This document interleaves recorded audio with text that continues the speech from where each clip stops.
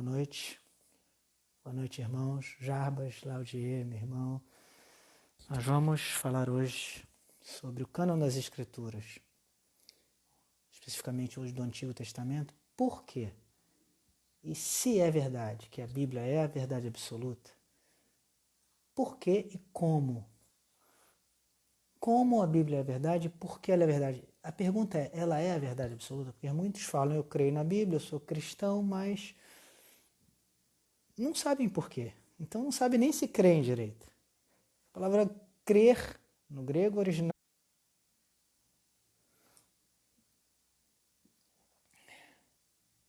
irmão Adalto.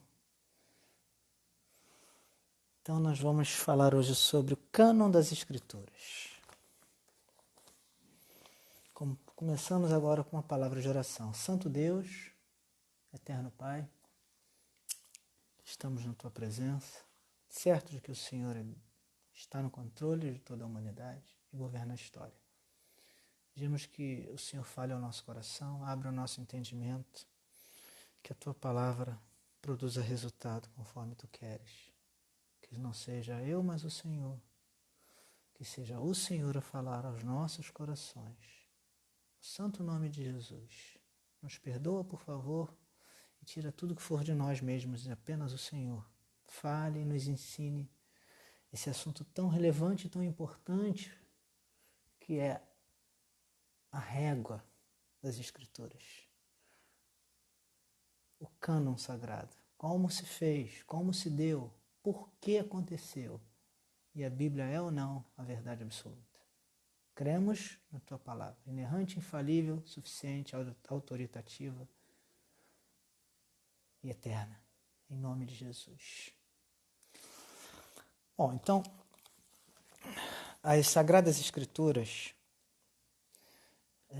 são a palavra de Deus. Só que muitos de nós dizemos, eu creio, nós cremos, mas não sabem como foi formado o cânon da Bíblia. A palavra cânon vem do grego canon, significa régua, vara de medir.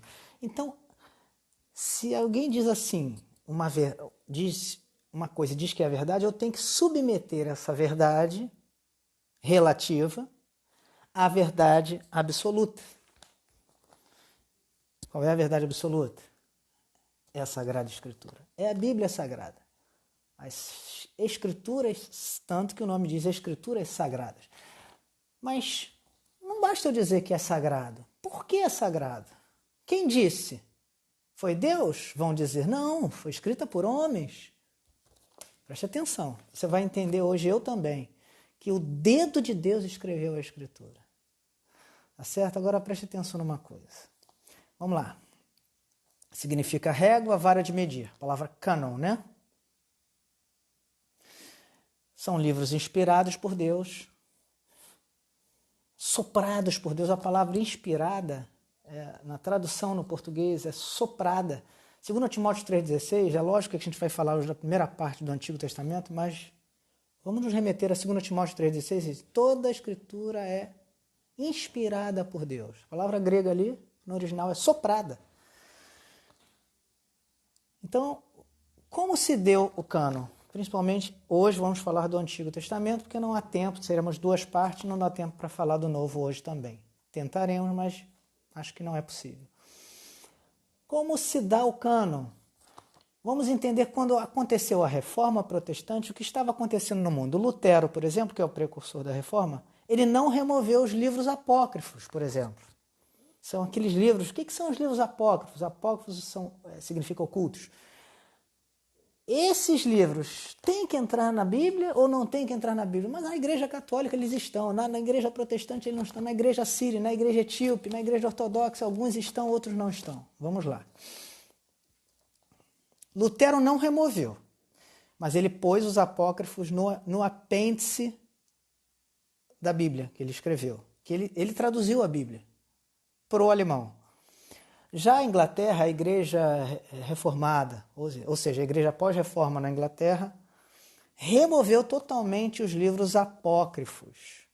O que são esses livros? Eles alegam, vamos ver quem está com a razão, que eles não têm inspiração em si.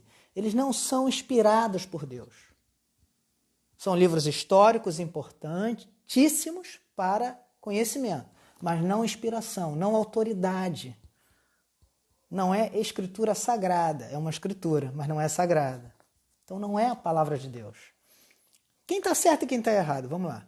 Em 1599, a Bíblia de Genebra já vem escrita sem os apócrifos. É essa Bíblia aqui. Inclusive é a que eu uso, tá? Já vem sem os apócrifos.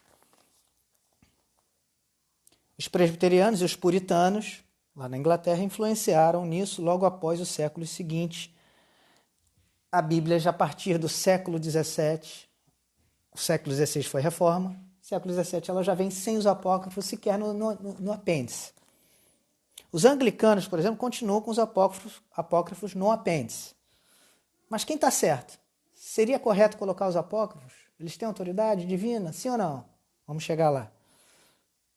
A maioria das Bíblias de todo o planeta, inclusive no Brasil, são escritas sem os livros apócrifos, ou ocultos, ou não inspirados, ou não autoritativos. Quem é que está certo? A igreja define o cânon ou o cânon define a igreja? Por que eu estou fazendo essa pergunta? Porque a igreja católica, segundo ela define o cânon, a igreja define o cânon. Segundo a igreja protestante, o cânon define a igreja. O que você acha? O cânon define a igreja? Que somos nós. Os livros inspirados nos definem? Ou nós, igreja, definimos os livros inspirados? Essa é uma boa pergunta. Então, o cânon tem dois tipos. A canonicidade se divide em dois tipos. Tá? Em dois tipos. Canonicidade comunitária ou canonicidade intrínseca. A diferença entre eles? A canonicidade comunitária é a comunidade que define o cânon. Na Igreja Católica é um cânon comunitário. Lá estão inseridos os livros apócrifos. Eles acreditam que tem inspiração divina. Detalhe, foram colocados e reafirmados. O cânon deles foi fechado em 1546, logo após a Reforma. Foi a Contra-Reforma, o que nós conhecemos como Contra-Reforma. Mas vamos adiante. Agora vamos estudar a canonicidade intrínseca. O que é isso? Deus define. A canonicidade só é reconhecida pela comunidade, pela igreja local, por nós, pelos homens, os homens de Deus, claro. Em ambos, a comunidade é parte. Isso é um problema. Ou seja, a canonicidade comunitária, tanto nela como na canonicidade intrínseca, que os livros entre si são considerados como inspirados, em todos os dois tem a participação do homem. Porque o homem tem que reconhecer na intrínseca. E na canonicidade comunitária, o homem define. Mas eles participam nos dois. Você vai dizer, então tem falha, porque o homem está no meio disso. Preste atenção. A pergunta que fica é inspirado porque é canônico ou é canônico porque é inspirado? Essa é uma pergunta que você pode fazer a si. Soberania divina e a participação humana. Existe uma linha tênue entre essas duas doutrinas. Deus é soberano e define, mas a soberania, a responsabilidade humana não é anulada. Isso é importante frisar. Então vamos entrar agora especificamente, propriamente dito, no cânon do Antigo Testamento. São 3 estágios, tá? São 3 estágios. É tripartido. É o que a gente conhece hoje como Antigo Testamento, a Tanakh, que é dividida entre Torá, Nevi'im e Ketuvim. Torá é a lei, significa a lei de Moisés, os 5 livros do Pentateuco, Gênesis, Números, Êxodo, Deuteronômio e Levítico. São os 5 livros da Torá. Aí vem os Nevi'im, os profetas, e os Ketuvim, os escritos. Como se dividem? Então preste atenção numa coisa. Essa divisão tripartida da Tanakh. Por que Tanakh? O T de Tanakh, Torá, o T da Torá, o Na, do Nak, né? O NA, Nevi'im, e o CK, ou K, do Ketuvim. Por isso, Tanakh. Torá, Neviim, Ketuvim. É essa união desses três. Tanakh, Torá, a lei, Neviim, os profetas, e Ketuvim, os escritos, ou Ketuvim. Essa decisão tripartida é muito provavelmente reconhecida em tempos anteriores ao próprio rabinismo primitivo. Antes dessa decisão que aconteceu lá no Conselho de Jâmnia, após a destruição de Jerusalém no ano 70 pelo general Tito, ano 70 da era cristã, depois de Cristo, já existia na própria Bíblia, nas Escrituras, a menção dos livros, da autoridade da lei, da autoridade, preste atenção, segundo a Reis 22, fala já do livro da lei, ou seja, a comunidade de Israel já conhecia a autoridade, já reconhecia a autoridade, olha a autoridade intrínseca aí. Vamos ler aqui Deuteronômio 4:2, preste atenção. Deuteronômio 4, verso 2, olha essa palavra. Nada acrescenteis à palavra que vos mando, nem diminuireis dela para que guardais os mandamentos do Senhor vosso Deus, que eu vos mando. Então, lá em Deuteronômio 4:2 está dito isso. O cânon foi fechado no ano 70 da era cristã. Repara que o cânon já existia, só não era ordenado, só não era oficial. Vai ter uma outra palavra aqui que eu vou ler, a gente vai chegar lá. Êxodo 31:18. Olha essa palavra. Êxodo 31:18. Olha o que diz. Olha a canonicidade intrínseca aí. Êxodo 31:18.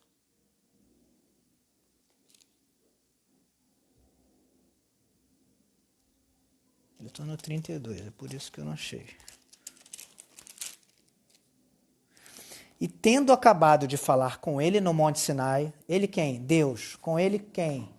Tendo falado com Moisés no Monte Sinai, deu a Moisés as 2 tábuas do testemunho, tábuas de pedra, escritas pelo dedo de Deus. Eu vou repetir.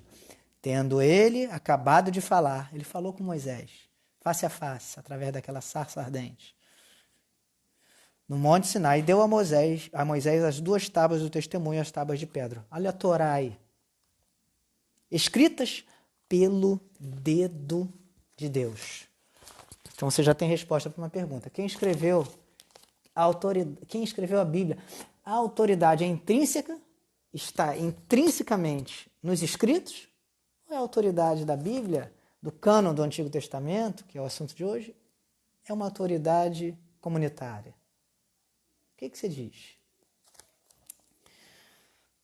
Preste atenção. O uso da Torá pelos profetas mostra que a primeira porção a ser reconhecida como investida de autoridade. Foi o que lemos agora. Deuteronômio 4:2 e Êxodo 31:18. São 3 estágios do cânon do Antigo Testamento. São 3 aspectos, tá, que destacamos. Número 1. O que define a autoridade da Torá? É Deus, tudo bem, mas primeiro, a autoridade da Torá. Deus já havia falado e foi escrito pelo dedo de Deus. Lemos isso. Há uma relação entre cânon e aliança. O cânon é feito através da aliança com Deus. Relação entre Yahvé e o seu povo. Ou seja, isso mostra que Israel já tinha a lei como autoridade atribuída. Vocês estão me ouvindo bem? Dá para ouvir bem? Então, o primeiro aspecto da canonicidade do Antigo Testamento, autoridade da Torá. Número 2, segundo aspecto, encerramento da atividade profética em Israel. Teria cessado a atividade profética em Malaquias. Quando Ageu, Zacarias e Malaquias morreram, acabaram aí os profetas. Opa, você vai dizer, não tem mais profeta hoje? Calma. O profeta aqui é diferente do profeta que você conhece hoje na igreja do Novo Testamento. É outro tema, é outro assunto. Mas profeta com autoridade, como voz de Deus na terra, esse cânon do Antigo Testamento define dessa forma. Eu concordo. Nesse sentido, não existem mais profetas. Agora, esse papo aí de eu profetizo, que você vê por aí, isso é outro tipo. Isso é outra história. No início do segundo século antes de Cristo, já existia uma consciência canônica em processo de formação entre os judeus. Antes mesmo do século, bem antes do século I, depois de Cristo, que foi quando o concílio de Jâmine aconteceu e ordenou e fechou o cânon, oficializou o cânon do Antigo Testamento. O terceiro aspecto da canonicidade do Antigo Testamento, consenso judaico. Pouco antes de 70 depois de Cristo, a queda de Jerusalém com a invasão do general Tito, que depois se torna imperador. Ou seja, antes disso, já estava se tornando a capital central do rabinismo, Jâmnia, na cidade santa de Yavne, o mais importante centro acadêmico do rabinismo, fora de Jerusalém. Jerusalém estava já sendo dominada e ia ser destruída, conforme a profecia de Jesus. Quando Jerusalém cai, o grande sinédrio se muda para Jâmnia, passa a ser presidido por Yohan ben Zakkai. Era um rabi. Rabi no hebraico é mestre. Tá? Agora, o concílio de Jâmnia, ele não chegou assim e saiu definindo de qualquer forma em 10 minutos. Não. É o reconhecimento de autoridade canônica dos livros da Tanakh. Tanakh, T de Torá, o N de Nevi'im e o K de Ketuvim. Torá, lei, Nevi'im, profetas, até Malaquias, e Ketuvim, os escritos. Eu vou citar cada livro aqui de cada conjunto desses livros. Então, primeiro, o que tinha que acontecer para ser reconhecido? Olha, reconhecido. A autoridade já existia de Deus, mas os homens reconheceram. Isso é uma canonicidade intrínseca. O que tinha que acontecer? Ser escrito em hebraico, número 1. 2. Ser escrito dentro da Palestina. E número 3. Ter sido escrito até a volta do exílio babilônico. E 4. Estar de acordo com a Torá. Não pode haver uma discordância com a Torá, que foi escrita pelo dedo de Deus. Lemos em Êxodo 31, 18. Então, a Torá são os 5 livros do Pentateuco. Gênesis, Levítico, Número, Êxodo, Deuteronômio. Eu não acertei a ordem, né? Gênesis, Êxodo, Levítico, Número e Deuteronômio. Nevi'im, os profetas. Josué, Juízes, 1 Samuel, 2 Samuel, 1 Reis, 2 Reis, Isaías, Jeremias, Ezequias e mais os 12 profetas. Quem são esses 12 profetas? Olha aqui a Bíblia hebraica. Ó. Os 12 profetas. Quem são os 12 profetas? Oséias, Joel, Amós, Obadias, Jonas, Miqueias, Naum, Abacuque, Sofonias, Ageu, Zacarias e Malaquias, o último. Então, a Torá são os 5 livros do Pentateuco. O Nevi'im, os profetas, livro de Josué, Juízes, 1 Samuel, 2 Samuel, 1 Reis, 2 Reis, Isaías, Jeremias, Ezequiel e os 12, esses 12 que eu li aqui. Bom?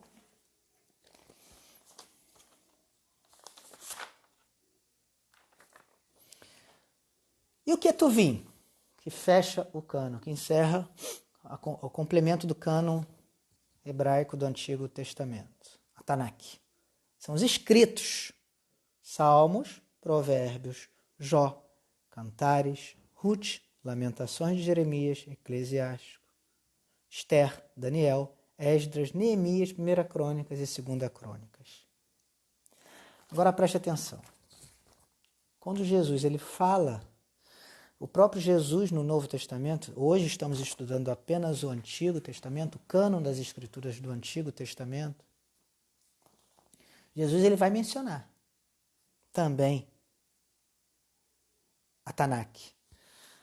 Ele vai mencionar a Torá, ele vai mencionar o Nevi'im, os profetas, e vai mencionar os escritos, em vários e vários e vários. Eu não vou ler todos, não dá tempo, mas vamos aqui ler Lucas 24, 44. Lucas 24, 44, diz assim.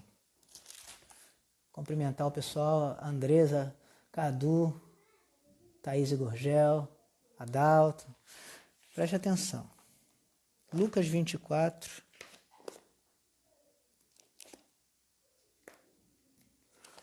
Lucas 24, 44.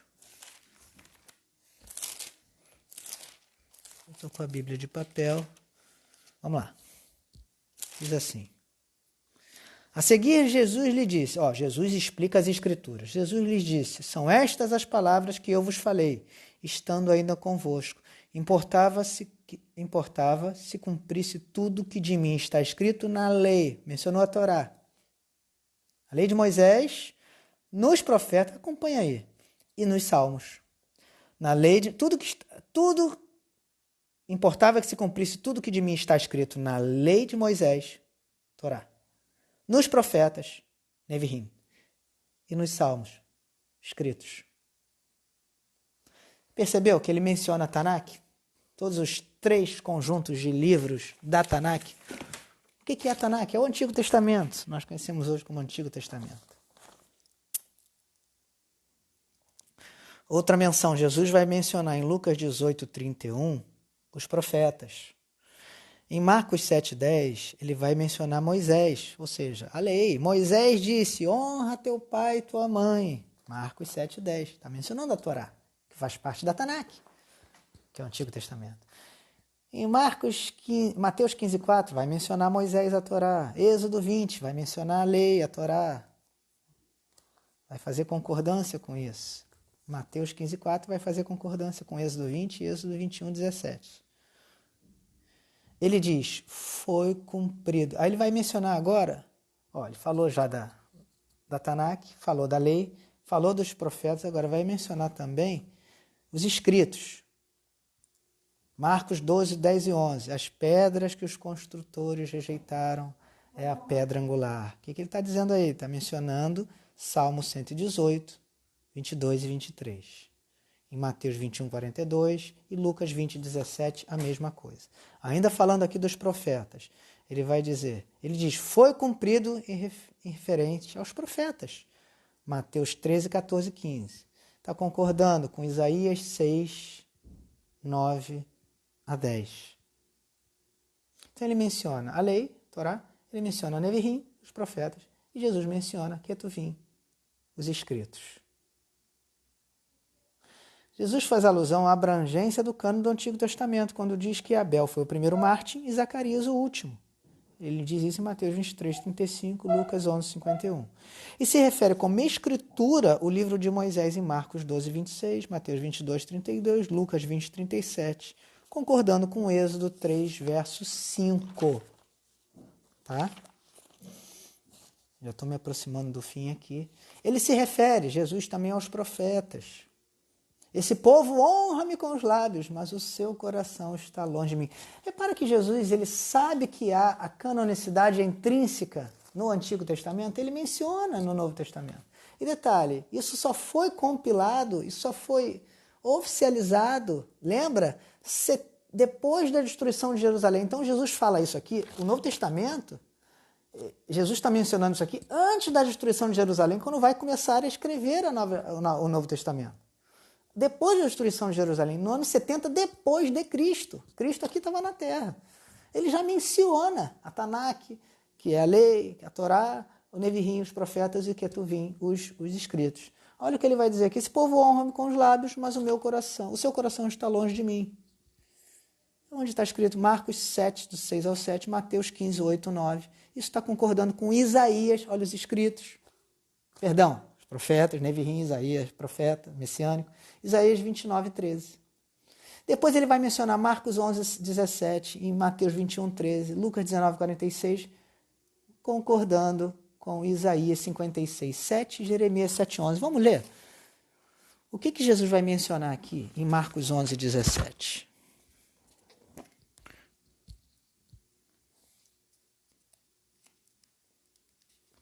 Marcos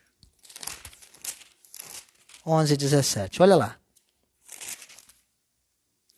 A minha casa, olha assim, 17. Também os ensinava e dizia, não está escrito, a minha casa será chamada casa de oração para todas as nações. Inclusive ele menciona isso quando ele sai destruindo, jogando tudo no chão lá, aquela venda que estava acontecendo, estavam comercializando no templo. Ele falou, minha casa, a casa do meu pai era chamada casa de oração. Vamos em Isaías, que é um profeta, olha ele mencionando Nevi'im, 56, verso 7. Isaías 56, verso 7. Olha aqui. Também os levarei ao meu santo monte e os alegrarei na minha casa de oração. Os seus holocaustos e os seus sacrifícios serão aceitos no meu altar, porque a minha casa será chamada casa de oração. Jeremias 7,11. Jeremias 7,11. Vamos lá? Será esta casa, que se chama pelo meu nome, um covil de salteadores aos vossos olhos? Eis que eu mesmo vi isto, diz o Senhor. Por isso que quando ele vai mencionar lá naquela confusão da venda, no templo do Senhor, ele vai dizer, minha casa é casa de oração, e vocês fizeram dela um covil de ladrões. Ele menciona aí os profetas, Nevi'im.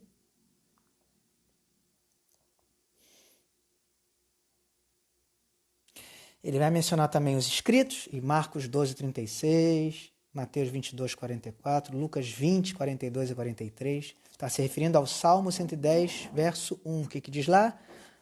Até que eu ponha os inimigos por debaixo dos meus pés. Ele vai mencionar, olha aí, os salmos, os escritos, o que tu vim. Ou seja, embora o consenso judaico tenha sido finalizado em Jâmnia, depois da queda de Jerusalém, 70 anos depois de Cristo, mais de 70 anos, que a queda foi em 70, de Cristo já tinha voltado ao Pai. Embora o consenso judaico tenha sido finalizado em Jâmnia, esse consenso, essa consciência de livros autoritativos já existia muito antes do cânon do Antigo Testamento.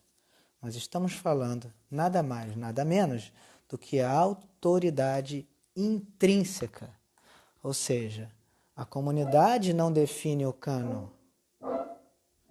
Deus, através das Escrituras, a autoridade está intrínseca nas Escrituras. Tanto é que antes do cânon propriamente dito ser oficialmente fechado, consenso oficial, Jesus já havia mencionado, e o próprio Moisés, você vai ver isso no Antigo Testamento também, já havia mencionado. Se vocês quiserem, a gente lê mais um texto aqui do Antigo Testamento. Você tem vários textos que mencionam. Aqui, mais um texto.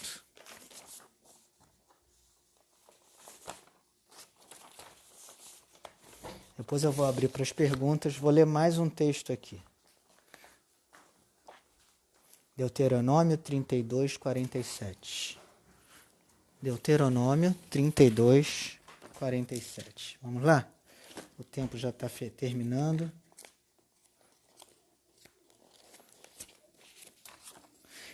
Êxodo 31, 18. Eu vou ler isso de novo porque é uma coisa tremenda. 32, 47. Olha aqui. Porque esta palavra não é para vós outros coisa vã, antes é a vossa vida, porque esta mesma palavra prolongareis os dias na terra, a qual, passando o Jordão, ides para possuir. Essa palavra não é só para o Antigo Testamento, é a palavra inspirada, é a palavra soprada, é a palavra designada por Deus. Tá certo? Eu quero abrir aqui para perguntas. Tem muitos outros textos, tá, que a gente pode mencionar, mas o que eu queria perguntar a vocês.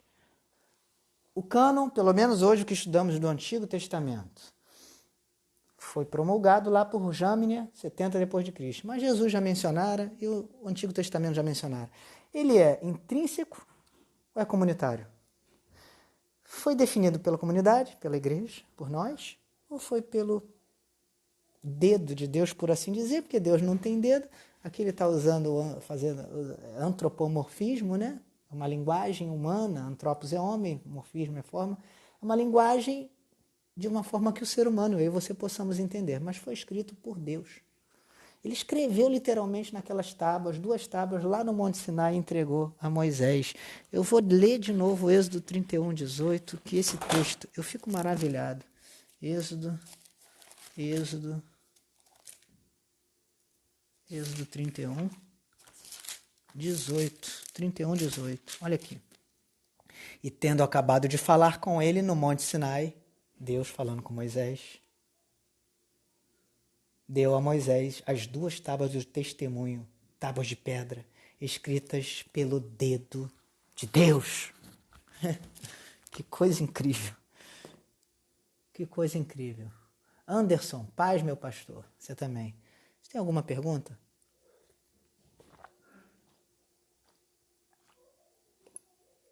Esse copo é igual ao copo do Antigo Testamento.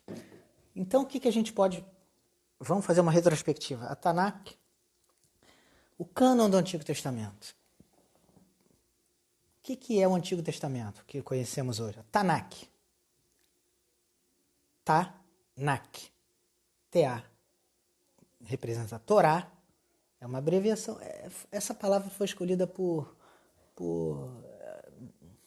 tradição. Tanakh. T-A. Torá. N-A. Nevi'im. Os profetas. E Ketuvim, os escritos. Torá é lei. Nevi'im. Os profetas. Ketuvim. Os escritos. Vamos recapitular quais os livros fazem parte do Nevi'im, do Ketuvim. Quem sabe? Torá. Os 5 livros do Pentateuco. Nevi'im. Torá é lei, né? Nevi'im, os profetas. Josué, Juízes, 1 Samuel, 2 Samuel, 1 Reis, 2 Reis. Isaías, Jeremias, Ezequiel, mais os 12 profetas que nós lemos aqui. Se esse vídeo você puder depois assistir. E os escritos. Quais são os escritos? Salmos, Provérbios, Jó, Cantares, Ruth, Lamentação, Jeremias, Eclesiástico, Esther, Daniel, Esdras, Neemias, e 1 Crônicas, 2 Crônicas, livro de Crônicas. Pra gente é assim, né? Então essa é a divisão tripartida do cânon do Antigo Testamento, promulgado em Jâmina no ano 70 depois de Cristo, depois da destruição de Jerusalém, mas já mencionado antes disso em Cristo Jesus que andou na terra, e também pelos profetas, por Moisés, pelo Antigo Testamento. Então a canonicidade, na sua opinião, é uma canonicidade comunitária ou uma canonicidade intrínseca? Ou seja, o cânon é definido pela comunidade ou o cânon é definido pela autoridade em si dos livros sagrados? O que você me diz? Qual é a sua resposta?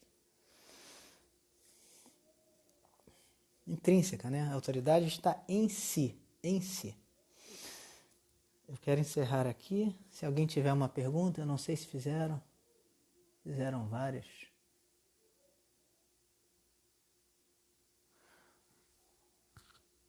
Na próxima parte dessa live, dividida em 2, nós vamos falar do cânon do Novo Testamento. Agora, preste atenção. Por que esse estudo? Porque se a autoridade vem de Deus, você não tem o que temer, porque a gente dizer que crê na Bíblia, mas não sabe nem como foi criado. Esse livro foi escrito, a Bíblia, no total, Novo e Antigo, foi escrito por 40 escritores diferentes, num tempo de 1.600 anos, é muito tempo. E não tinha WhatsApp, não tinha e-mail, não tinha fax, não tinha telefone. No interregno de 1.600 anos, 40 homens diferentes, claro que viveram, não se conheceram pessoalmente, viveram em 1.600 anos diferentes. Então não teve jeitinho brasileiro, não teve combinação. Vamos colocar isso aqui que me interessa mais? Não. Foram sendo colocados, como diz aqui, Êxodo 31, 18, escritos pelo dedo de Deus. E Deus, na sua infinita soberania, na sua multiforme graça, foi permitindo que cada livro fosse incluído no cânon sagrado. Tá certo? Eu quero orar com vocês. Deus bendito, santo é o teu nome. Eu quero te agradecer por essa noite, da tua graça, do teu amor, do teu cuidado, do teu ensino, ó Pai. Quero pedir que o Senhor nos perdoe os nossos erros, tira de nós toda incredulidade, toda dúvida em relação à tua sagrada Escritura. Estudamos hoje o Antigo Testamento e vamos estudar no próximo vídeo, na próxima live, o Novo Testamento, a canonicidade do Novo Testamento. A Bíblia é a palavra de Deus? Sim, ela foi escrita pelo dedo do Senhor Deus. Está provado. Antes do homem instituir o cânon sagrado, Deus já havia feito isso. Então, muito obrigado, Senhor, porque o Senhor nos deu essa revelação especial. Não é para todo mundo, é para os seus. Tem a revelação geral. Os céus declaram a glória de Deus e o firmamento anuncia a obra das tuas mãos. Todos os seres humanos são indesculpáveis, porque todos conhecem Deus, é só olhar para o céu, é só olhar para um pássaro, para uma planta. Mas essa revelação especial é só para aquele que faz parte da tua família, do teu povo. Muito obrigado por isso, por tão grande salvação. Confirma os teus, resgata os teus, nesse momento tão difícil que passamos na terra, mas sabemos que é obra das tuas mãos, é propósito do Senhor. É tempo de colheita, é tempo de conversão. E para muitos é tempo de fim da linha. Não por causa da morte física. A morte física para o cristão salvo não é o fim. Aqueles que não são salvos, para esses é o fim. Mas o Senhor sabe de todas as coisas e aqueles que o Senhor quiser salvar, assim seja. Isso não anula a sua soberania, não anula a responsabilidade humana. Que o homem escute a tua voz, que sejam tirados os tampões dos ouvidos, a venda dos olhos, e o coração de pedra seja arrancado e colocado um coração de carne. Essa é a oração que fazemos em nome de Jesus.